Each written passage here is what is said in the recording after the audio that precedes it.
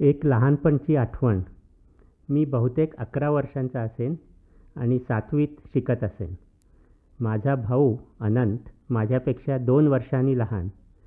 बनारस हिंदू युनिव्हर्सिटीच्या प्रशस्त आवारात आमचं घर होतं.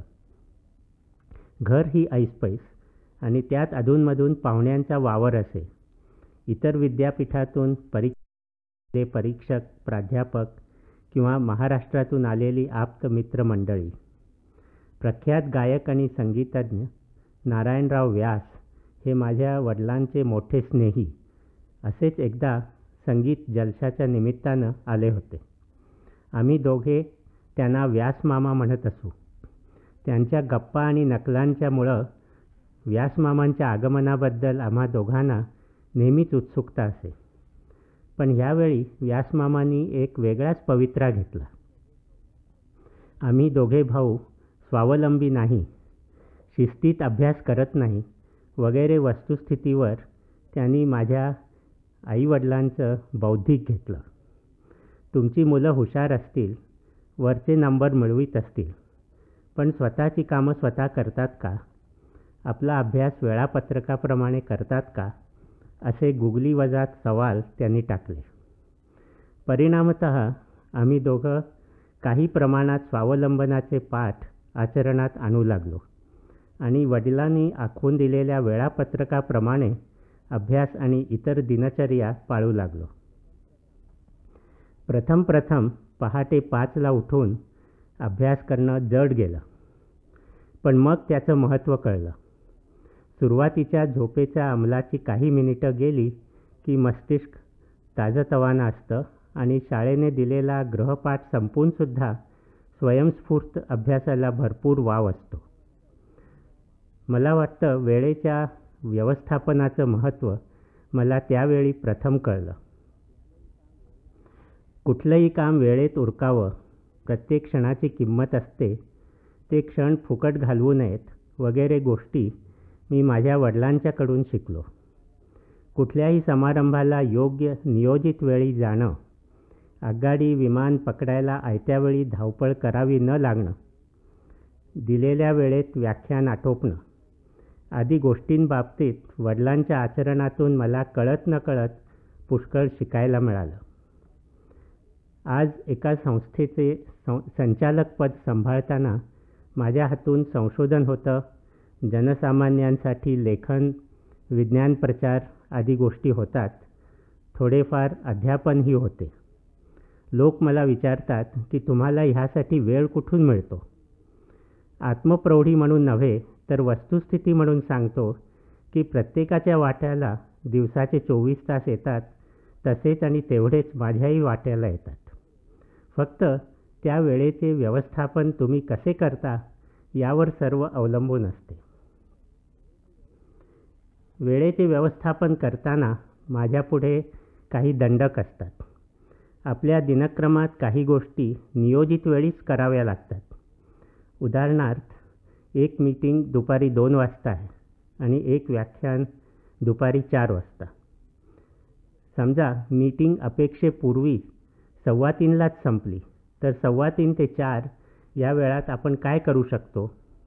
वेळेचे नीट नियोजन केले असले तर हा 45 मिनिटाचा कालसुद्धा सत्कारणी लागू शकतो.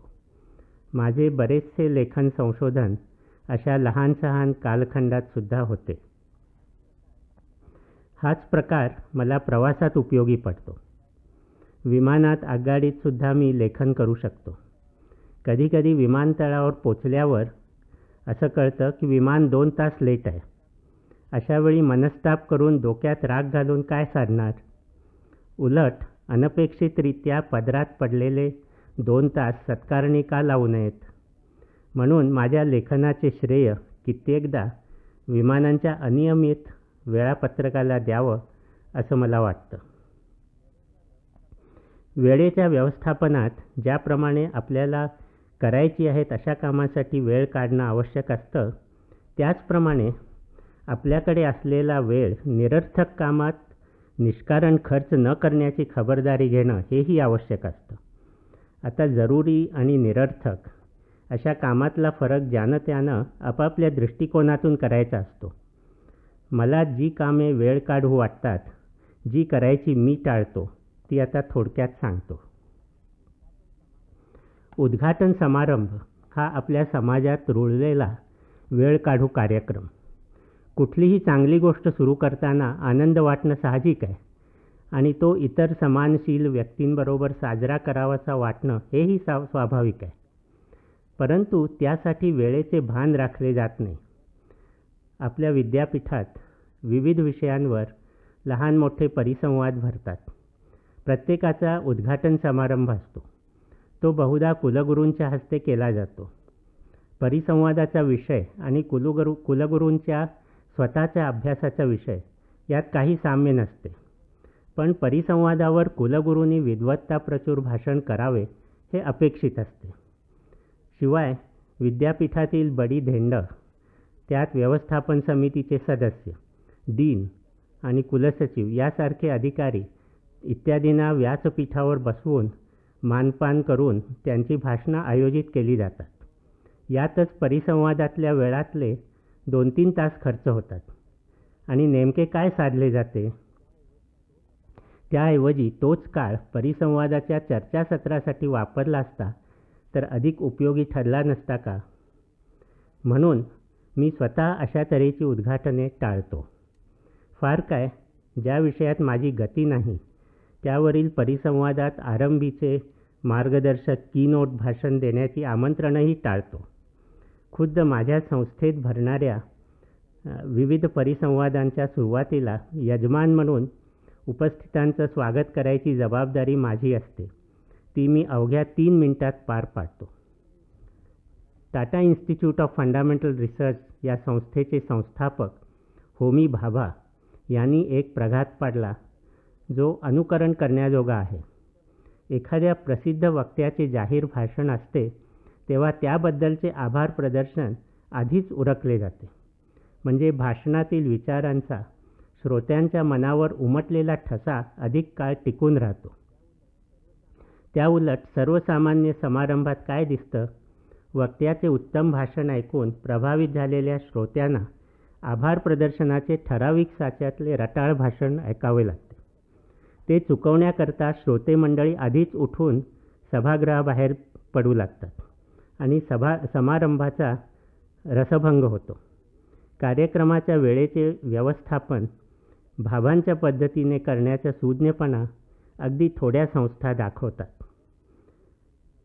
म्हणून मला व्याख्यानांसाठी येणारी आमंत्रणं मी उद्घाटन, पुरस्कार वितरण, स्नेहसंमेलन वगैरे औपचारिक स्वरूपाची भाषणं गाळून उरलेलीच विचारात घेतो. त्यातही माझ्या वेळापत्रकात बसतील अशीच.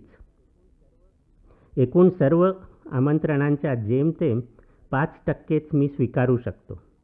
हाच प्रकार लिखाण पाठवण्याबद्दलच्या आमंत्रणांनाही लागू होतो. ऑक्टोबर-नोव्हेंबरमध्ये निघणाऱ्या दिवाळी अंकात लिखाण करण्यासाठी मला बहुधा जुलै-ऑगस्टमध्ये आमंत्रण येतं. ते मी साभार नाकारतो. संपादकांना दिवाळी अंकाचे नियोजन 6 महिने आधीपासून करता येऊ नये का? दिवाळीची वेळ ठरलेली नसते का? हाही वेळेच्या व्यवस्थापनाचाच एक न जमलेला भाग आहे. एखाद्या मोठ्या समारंभाचे नियोजन पुष्कळ वेळ ठेवून शिस्तीत केलं पाहिजे. आयत्यावेळी घिसाडघाईनं वक्ते गोळा करून त्या समारंभाची प्रतिष्ठा राखली जात नाही. उलट तो समारंभाचा अवमानच ठरतो. त्याचप्रमाणे उशिरा जागे होऊन अंकासाठी लेखक गोळा करणं हाही त्या अंकाचा अवमानच असतो. शेवटी स्वतःच्या वेळेचे व्यवस्थापन करताना थोडाफार वाईटपणा आपल्याला घेणं भाग असतं.